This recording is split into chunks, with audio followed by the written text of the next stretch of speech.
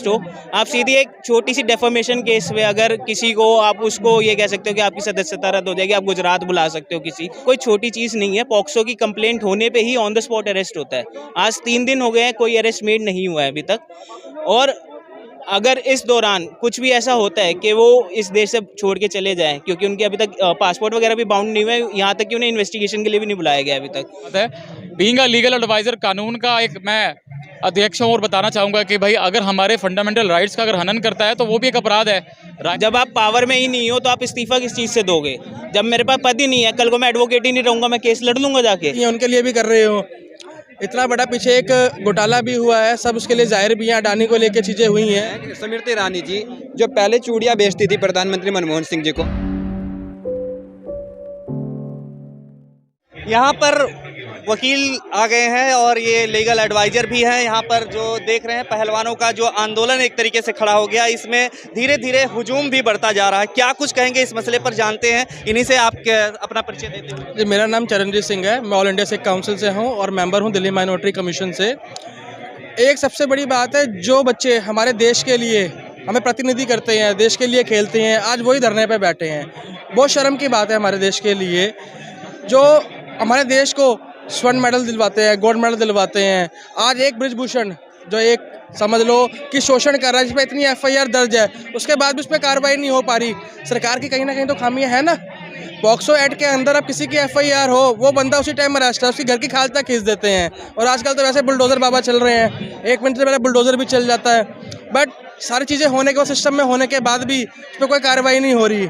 देश का दुर्भाग्य है, हमारी बेटियां बैठी हैं। वैसे हम नारा लगाते हैं बेटी बचाओ बेटी पढ़ाओ, पर बेटी बचाओ बेटी पढ़ाओ होने के बाद भी वो चीज़ नहीं हो रही ना।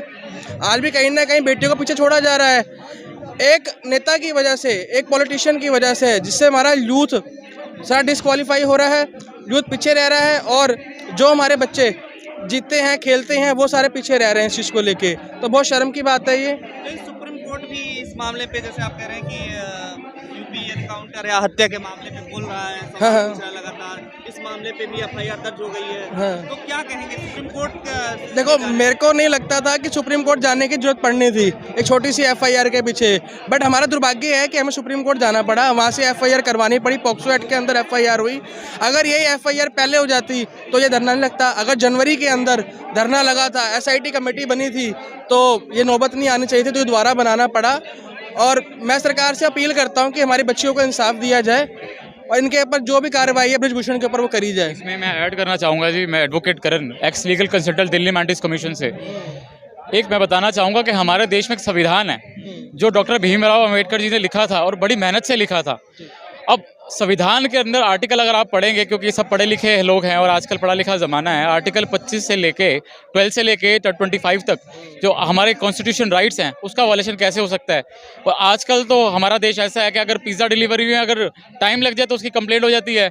लेकिन ये हमारे देश का दुर्भाग्य भी है कि अगर सत्ताधारी कोई आदमी है और उसके पास अगर पावर है तो उस पावर का दुरुपयोग करना तो पहले से ही वो समझ लेता है कि मुझे उस पावर का दुरुपयोग कैसे करना है, जो कि एक सरासर गलत बात है।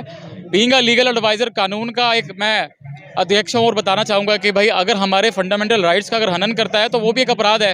राइट टू इक्वलिटी की बात होती है, जहाँ पे समानता का अधिकार हमें कॉन्स्टिट्यूशन मिला है, और राइट टू अगेंस्ट एक्सप्लॉयटेशन का अधिकार है हमारा कि शोषण के विरुद्ध अगर कोई हमें तंग करता है तो उसके लिए सज़ा का प्रावधान है।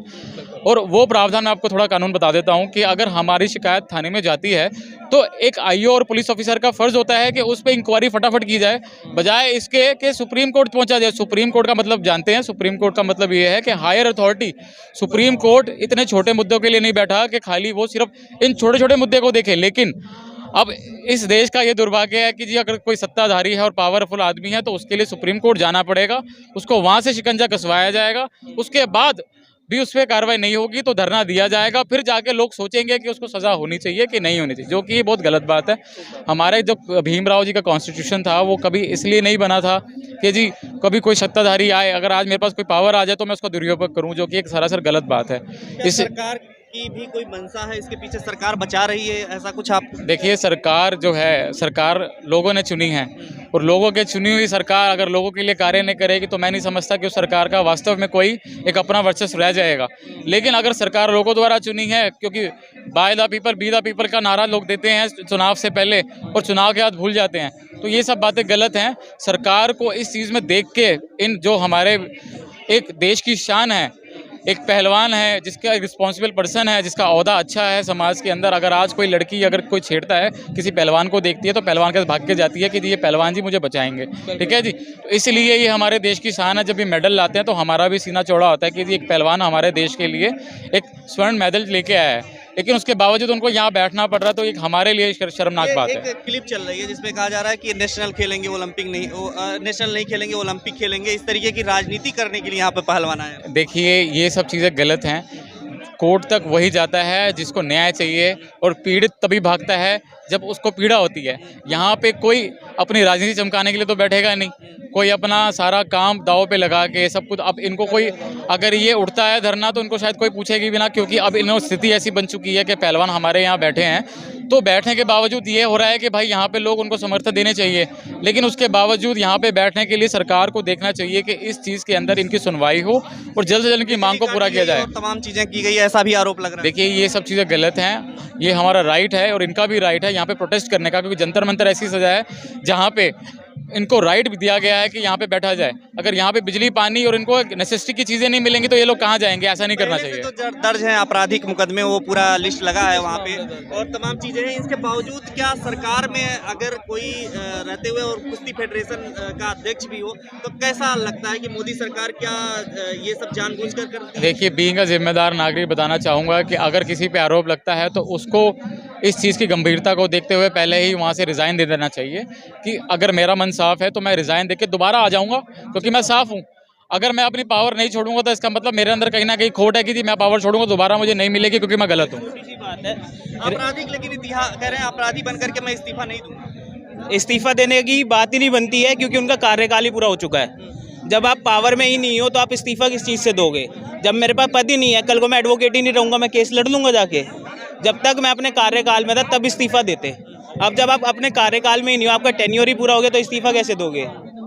किसान का मुद्दा था, आप लोग आए थे, और अब पहलवान का मुद्दा। क्या लगता है कि सबको एक तरीके से, किसान हो मजदूर हो, सब लोगों की हालत यही हो गई है? देखो, किसान जो है वो भी मिट्टी से जुड़ा हुआ है, पहलवान जो है वो भी मिट्टी से जुड़ा हुआ है, मजदूर जो है वो भी मिट्टी से जुड़ा हुआ है। तो ये जो तीनों वर्ग है, इनकी जो बेइज्जती सरकार कर रही है, वो इन तीनों वर्गों की बेइज्जती नहीं कर रही, वो इस देश की मिट्टी की बेइज्जती कर रही है। मन की बात कर रहे हैं पीएम मोदी जी, क्या मन की बात? सर, मन की बात तो हो रही है, पर देश के बच्चों की बात भी तो होनी चाहिए ना। मन की बात तो अपने कर रहे हो, मन की बात तो अपने आप जो आपके साथी हैं उनके लिए भी कर रहे हो। इतना बड़ा पीछे एक घोटाला भी हुआ है, सब उसके लिए जाहिर भी हैं, अडानी को लेके चीज़ें हुई हैं। मन की बात तो उनके कर रहे हैं, अपने साथियों के लिए कर रही हो, आप देश के लिए थोड़ी हो रही है। अभी हाल ही में सत्यपाल मलिक का भी मुद्दा छाया रहा, तमाम चीज़ों में आरोप लगा रहे हैं। देखिए, सत्यपाल मलिक जी हमारे देश के एक्स गवर्नर रहे हैं, एक रिस्पेक्टेड पर्सन है। अगर उन्होंने कुछ गलती करी थी तो आप उस टाइम उसकी सज़ा देते ना, उस टाइम आप इंक्वायरी बिठाते। ये नहीं जब उनका कार्यकाल खत्म हो गया 2 साल बाद आप कह रहे हो कि उन्होंने घोटाला किया था। पावर में तो आप थे ही ना, आप एक कमेटी बिठा सकते थे सत्यपाल मलिक जी के खिलाफ। तो ऐसा कुछ नहीं है, सब बहकाने की कोशिश करते हैं, मुद्दों को डाइवर्ट करने की कोशिश होती है, क्योंकि सरकार को ये पता चल चुका है कि आज हमारे खिलाफ पहलवान भी हो गया है, किसान भी हो गया है और इस देश का जवान भी हो गया है। सरकार ने कुछ छोड़ा नहीं है, चाहे किसान हो, चाहे जवान हो और चाहे आपका पहलवान हो, हर कोई आज सड़क पर है। मतलब ये देश की ये दुर्दशा है और देश का दुर्भाग्य है कि पहलवानों को, जिनको कुश्ती के मैदान में होना चाहिए था, और जंतर मंतर के अखाड़े में, इसमें मैदान में है। और ये देश का नहीं, हमारे जो राष्ट्रीय स्तर पर भी बोलो वो भी दुर्भाग्य है। अंतर्राष्ट्रीय जो मीडिया है वो क्या कवर कर रहा है कि पहलवान ये गोल्ड मेडलिस्ट है, जो देश में सूखा पड़ा हुआ था, आज वो ओलंपिक मेडलिस्ट का ये दुर्दशा है उनकी। ये लगातार सोचने विषय है और एक व्यक्ति विशेष से लड़ाई है, किसी पार्टी से लड़ाई नहीं है या किसी उससे सरकार से लड़ाई नहीं है, एक व्यक्ति विशेष से लड़ाई है। क्या एक पूर्वांचल वोट बैंक के लिए सरकार कार्रवाई नहीं कर रही है? क्योंकि ब्रजभूषण जिस क्षेत्र से आते हैं वो पूर्वांचल वोट बैंक बैठता है और पूर्वांचल के कारण वो वोट के कारण कि कई वोट नाराज ना हो जाए, उसके कारण वो कार्रवाई नहीं कर रही है। ये एक प्रेशर समझ सकते हैं, पर जब देश की जनता यहाँ पर है, प्रदेश की जनता यहाँ पर है, तो सरकार काहे को डर रही है वोट बैंक के कारण? वोट बैंक की राजनीति तमाम चीज़ों की वजह से, लेकिन कानूनी दांव पेच में फंस गए हैं पूरी तरह से। आपको लगता है आप लोग कानूनी दाव पेच क्या है? एक सिंपल सी अगर हमें कोई पुलिस वाला या पुलिस स्टेशन हमारे खिलाफ एफआईआर रजिस्टर नहीं करता, अगर हमने एफआईआर करनी है और वो कंप्लेन लॉन्च नहीं करता, तो हम 156(3) लगाते हैं। सीआरपीसी में 156(3) का प्रोविज़न है। उसके बाद जो हमारे पहलवान है वो बेचारे सीधा सुप्रीम कोर्ट गए। यही सेम केस तहनी के टाइम पे भी हुआ था, अगर आपको लखीमपुर का पता हो तो। लखीमपुर के भी केस में सीधा सुप्रीम कोर्ट ने ही कॉग्निजेंस लिया था, पुलिस ने कोई कार्रवाई नहीं करी थी। एसआईटी जो है वो सुप्रीम कोर्ट ने नहीं हटाया उसमें। ठीक है, अभी भी वो कैबिनेट मिनिस्टर है और ये भी कैबिनेट मिनिस्टर भी है और रेसलिंग फेडरेशन के प्रेसिडेंट भी हैं। मैं एक्स इसलिए कहूँगा क्योंकि कार्यकाल पूरा हो गया, अभी उनका कार्यकाल अगर एक्सटेंड होगा तो फिर से बन सकते हैं। सिंपल सी बात है, हम ये चाहते हैं, पहलवान ये चाहते हैं, एक तो उनका अरेस्ट हो। आप सीधी एक छोटी सी डेफर्मेशन केस में अगर किसी को आप उसको ये कह सकते हो कि आपकी सदस्यता रद्द हो जाएगी, आप गुजरात बुला सकते हो किसी नेता को, तो इनके ऊपर तो पॉक्सो का एक्ट है। पॉक्सो कोई छोटी चीज़ नहीं है। पॉक्सो की कंप्लेंट होने पे ही ऑन द स्पॉट अरेस्ट होता है। आज 3 दिन हो गए हैं, कोई अरेस्ट मेड नहीं हुआ है अभी तक। और अगर इस दौरान कुछ भी ऐसा होता है कि वो इस देश से छोड़ के चले जाएं, क्योंकि उनके अभी तक पासपोर्ट वगैरह भी बाउंड नहीं हुए, यहाँ तक कि उन्हें इन्वेस्टिगेशन के लिए भी नहीं बुलाया गया अभी तक। अगर वो देश छोड़ के चले जाए तो उसके लिए कौन रिस्पॉन्सिबल होगा? देश छोड़ के चले जाएंगे आपको लग रहा है? होता है, आप देखिए कि ज़्यादातर क्रिमिनल्स क्या करते हैं, अपने आप को बचाने के लिए एंटीसिपेटरी बेल लगाते हैं ना। एंटीसिपेटरी बेल का क्या प्रोविजन है?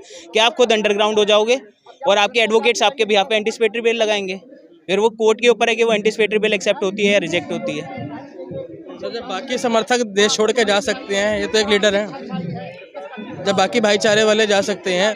अब फिलहाल जो गवर्नमेंट अपना मिसयूज़ कर रही है, चाहे किसी पावर को लेके हो, चाहे सीबीआई हो, ईडी को लेके हो, आपने पिछले दिनों देखा ही है कि साहब सत्यपाल मलिक की भी बात की, जैसे आपने वो कई स्टेटों में गवर्नर रहे हैं और अपना अच्छा कार्यकाल करा है उन्होंने। गवर्नर रहने के बाद भी वो बेबाक बोलते रहे हैं, सरकार के खिलाफ बोलते रहे, चाहे किसान आंदोलन हो या और भी कई भी धरने हुए, बेबाक बोलते रहे हैं। तब आपने क्यों नहीं कार्रवाई करी? आज वो रिटायर हो गए हैं वहाँ से, तो आप उन पर कार्रवाई करनी स्टार्ट कर दी है। ये तो कानून का आप वो कर रहे हैं ना, खंडन कर रहे हैं आप। आपने सीबीआई ईडी का मिसयूज़ कर रहे हैं आप। मतलब जो नेता आपके खिलाफ बोलेगा वो उठा के उस पर पर्चा कर देंगे, उठा के उसे अंदर कर देंगे। ये तो हमारे संविधान के अंदर नहीं है ना।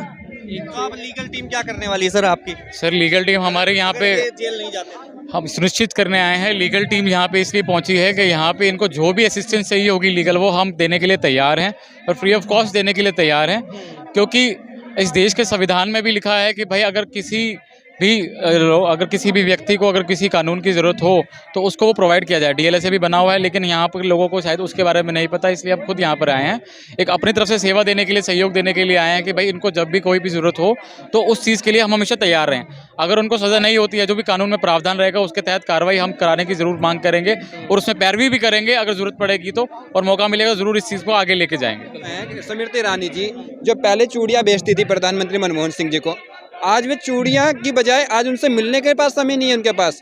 आज मीनाक्षी लेकिन नई दिल्ली की सांसद है, अपना जन्मदिन मना रही हैं। जन्मदिन की जगह ये दुर्भाग्य है आपका, ये जो आप आज के दिन जन्मदिन मना रहे हैं पहलवान के, मतलब 5-10 सेकंड पे आप आके मिल नहीं सकते क्या उनसे? आज प्रधानमंत्री मोदी जी मन की बात कर रहे हैं, आज हम देखेंगे उनकी मन की बात में कहीं उन्होंने खिलाड़ियों की बात करी नहीं करी।